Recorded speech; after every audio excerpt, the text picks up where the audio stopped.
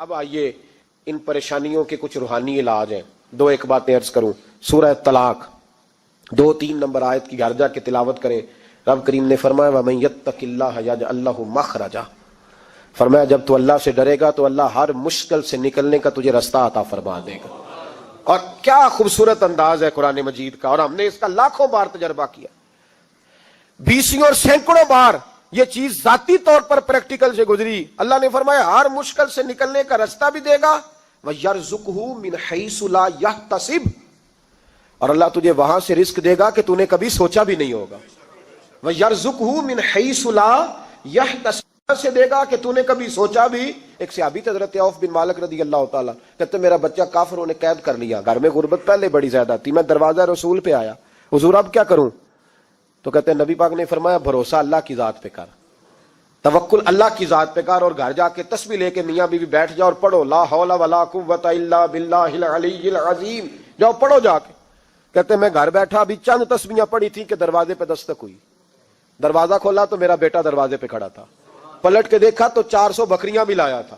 اور میں نے کہا بیٹا یہ کیسے آ گئی؟ کہنے لگے ابا جی مجھے ایک حویلی میں کافروں نے قید کیا ہوا تھا, میں بڑا پریشان تھا, لیکن ابھی تھوڑا دیر پہلے پتہ نہیں کیا ہوا ہے, میں نے یوں ہاتھ لایا تو رسیاں کھل گئی, باہر نکلا ہوں تو 2-3 بندوں پہ نیند کا ایسا غلبہ تھا کہ بے ہوش ہو کے گرے ہوئے تھے.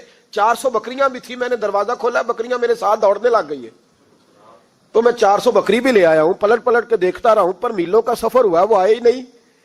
تو والد کہنے لگے بیٹا چلو پہلے مصطفیٰ کریم سے جا کے پوچھ لے, دیکھیں کیسے مالی مسئلے حل ہوتے ہیں. حضور سے جا کے پوچھے کہ ہمارے لیے جائز بھی ہے کہ نہیں. کہتے ہیں دروازہ رسول پہ جا کے ہم کھڑے ہی ہوئے تھے کہ نبی پاک نے فرمایا دیکھا رب کریم کا فضل, دیکھا, فرمایا تیرا بیٹا بھی آ گیا, تیری غربت کا بھی حل ہو گیا ہے, یہ کافر کا مال ہے, اسے مال غنیمت سمجھ کے استعمال کر, تیرا ہی ہے. تو لا حول ولا قوت الا باللہ العلی العظیم پڑھیں تو رزق میں پڑھیں گے انشاءاللہ, بول کے بتائیے پڑھیں گے انشاءاللہ تعالی. لیکن سنی قوم تویز پہ لگ گئی ہے, کہتے ہیں وظیفہ پڑھنا پڑتا ہے, آپ لکھ کے دیں گلے میں ڈالنے کے لیے تاکہ وہ ڈالتا جاؤں اور میرے اوپر پیسوں کی بارش ہوتی جائے. وظیفہ پڑھیں, وظیفہ پڑھیں. سنیں ایک اور وظیفہ سنیں, امام قرطبی نے تفسیر قرطبی میں لکھا رزق کی برکت کا وظیفہ. امام قرطبی نے لکھا ہے حضرت انس بن مالک رضی اللہ تعالیٰ عنہ کہتے ہیں ایک شخص حضور کی بارگاہ میں آیا, کہا یا رسول اللہ صلی اللہ علیہ وسلم غربت بڑی ہے, بڑا دکھی ہوں, بڑا پریشان ہوں. تو حضور نے وظیفہ بتایا, فرمایا جب بھی گھر جاؤ نا گھر والوں کو سلام کہنی ہے, السلام علیکم. یعنی کب کہنی ہے؟ جب بھی جاؤ. کب کہنی ہے؟ یعنی گھر سے نکلے ماچس لینے کے لیے, واپس آ کے کہنا السلام علیکم. پھر گھر والوں نے کہا ہو یاد نہیں رہا تھا, وہ تو چینی بھی ختم ہو گئی ہے. پھر گئے چینی لینے تو واپس آ کے پھر السلام علیکم. انہوں نے کہا خو ناراض نہ ہوئیے گا, پتی بھی نہیں چائے کی. اب واپس گئے تو پھر واپس آ کے کیا کہنا ہے؟ تو نبی پاک صلی اللہ علیہ وسلم نے فرمایا جب بھی گھر جا السلام علیکم کہے اور 3 دفعہ سورۃ اخلاص پڑھ دے. اور سورت بھی وہ بتائی جو سب کو آتی ہے, قل هو اللہ احد اللہ الصمد لم یلد ولم یولد ولم یکن لہ کفوا احد. 3 دفعہ یہ پڑھ دے. صحابی بڑے سیانے تھے, بڑے مسئلے حل کرتے تھے ہمارے, فٹافٹ بول پڑے وہ صحابی, کہنے لگے حضور میری تو چھوٹی سی فیملی ہے, کئی دفعہ بچے گھر نہیں ہوتے, ننھیال گئے ہوتے ہیں, تو پھر کیا کروں؟ حضور نے فرمایا جب گھر میں کوئی نہ ہو تو اپنے نبی پہ درود و سلام پڑھ دینا, تیرے نبی کا کرم تو تیرے گھر میں ہوگا نا. حضرت انس بن مالک رضی اللہ تعالیٰ عنہ فرماتے ہیں کہ ہم انتظار میں تھے کہ بندہ واپس آئے اور رزلٹ بتائے.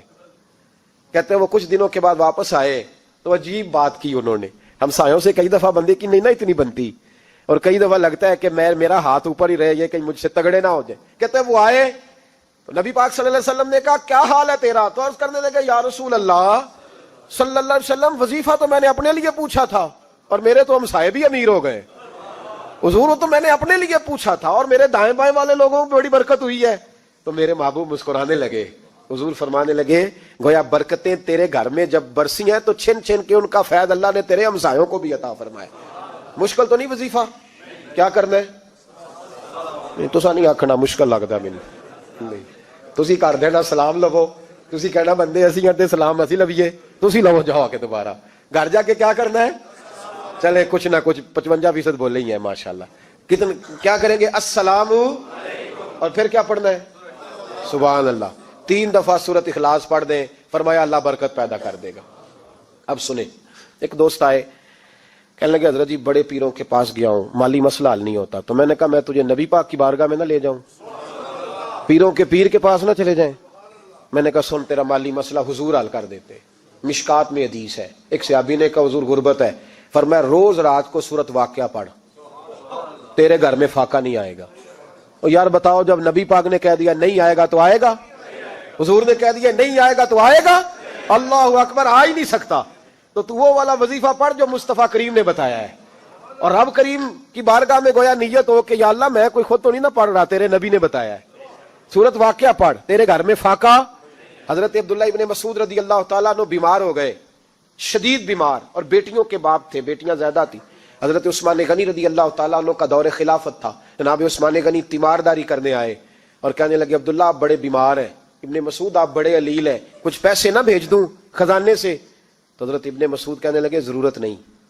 کہا آپ کی بیٹیاں ہیں کام آئیں گے. تو آپ فرمانے لگے میں نے بیٹیوں کو خزانہ دے دیا ہے. کہا کیا خزانہ دیا ہے؟ کہنے لگے میں نے اپنی بیٹیوں کو پابند کر لیا ہے، وہ رات کو روز سوتے وقت سورت واقعہ پڑھ کے سوتی ہے. تو نبی پاک نے کہا فاقہ نہیں آ سکتا، تو لہذا میری بیٹیوں پہ کبھی فاقہ نہیں آ سکتا. تو روز یہ تو کہتے ہو داماد جی سے کہ بھئی آپ مہربانی کرو، کو خرچہ بڑھاؤ، بچی بڑی پریشان ہے، تو بچی کو بھی ایک خزانہ دے دو، اس کو بیٹے روز رات کو سورت واقعہ پڑھا کر. رات سورت واقعہ پڑھے، صبح سورہ ملک پڑھے، دن کے وقت سورت بقرہ پڑھے. میرے نبی پاک صلی اللہ علیہ وسلم نے فرمایا جس گھر میں سورت بقرہ پڑھی جائے جن تو کیا شیطان بھی دوڑ جاتا ہے. تو کوئی جادو اثر کر سکتا ہے؟ تو ان وظیفوں پہ عمل کریں جو نبی پاک صلی اللہ علیہ وسلم نے ہمیں عطا کیے ہیں. حضور غوث پاک نے بھی ایک وظیفہ بتایا ہے، وہ بھی بتا دوں آپ کو. غوث اعظم رضی اللہ تعالیٰ عنہ کی خدمت میں ایک شخص آیا، اس نے کہا حضور بڑی تجارت کرتا ہوں، کام نہیں چلتا. فرمانے لگے اب تو اللہ سے تجارت شروع کر دے. کیا مطلب؟ فرمانے لگے 10 کمائے تو ایک اللہ کے رستے میں دے، رب کریم اس کے بدلے میں تجھے 70 عطا فرمائے گا. اس نے کہا حضور اس طرح کروں؟ فرمایا تو یہ کر کے دیکھ، عبد القادر جیلانی وعدہ کرتا ہے اللہ تیری مدد کرے گا. غلام کہتے ہیں وہ 6 مہینے کے بعد آیا. پہلے جب آیا تھا تو پیدل آیا تھا، 6 ماہ کے بعد آیا تو 6 اونٹ تھے اس کے پاس، اور آ کے حاضر ہوا. تو کہنے لگا حضور زندگی پتہ نہیں کہاں گزار دی، کاروبار کا تو مزہ ہی اب آیا ہے، اب مزہ آیا ہے کاروبار کرنے کا، اب مزہ آیا ہے. کہ 10 میں سے 1 دیتا ہوں، پتہ نہیں کتنا مہربان ہے. اور یہ آیت ہے وَيَرْزُقْهُ مِنْ حَيْثُ لَا يَحْتَسِبُ، تجھے وہاں سے دے گا کہ تیرا کبھی گمان بھی نہیں گیا ہوگا.